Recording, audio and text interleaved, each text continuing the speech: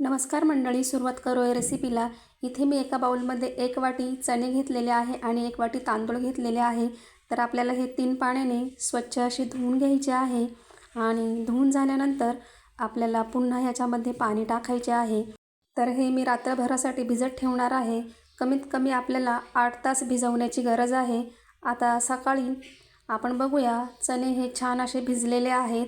आता आपल्याला यातलं पाणी काढून टाकायचं आहे आणि मिक्सरच्या भांड्यामध्ये भिजलेले चणे आणि तांदूळ टाकून घ्यायचे आहे। याच्यामध्ये थोडंसं आलं टाकायचं, 4 ते 5 हिरव्या मिरच्या टाकायच्या आणि थोडंसं पाणी टाकून स्मूथ असं आपल्याला याचं बॅटर बनवून घ्यायचं आहे। आता हे बॅटर आपल्याला एका बाउलमध्ये काढून घ्यायचं आहे। तर उरलेले तांदूळ आणि चणे देखील मी ह्याच पद्धतीने वाटून घेतलेले आहे। आता याच्यामध्ये अर्धा चमचा जिरे टाकायचे, चिमूटभर हिंग टाकायचा आणि चवीनुसार मीठ टाकायचे, थोडीशी चिरलेली कोथिंबीर टाकायची आणि एकदा आपण हे मिक्स करून घेऊया।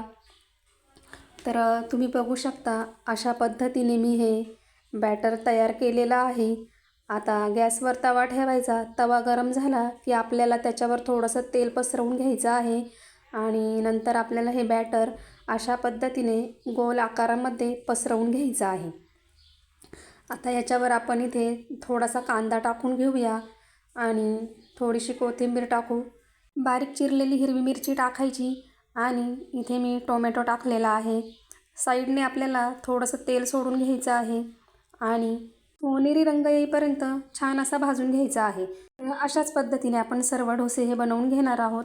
तुम्ही जर माझ्या चॅनलवर नवीन असाल तर प्लीज चॅनलला सबस्क्राईब करा। रेसिपी आवडली असेल तर लाईक करा, कमेंट करा, सबस्क्राईब करा। धन्यवाद।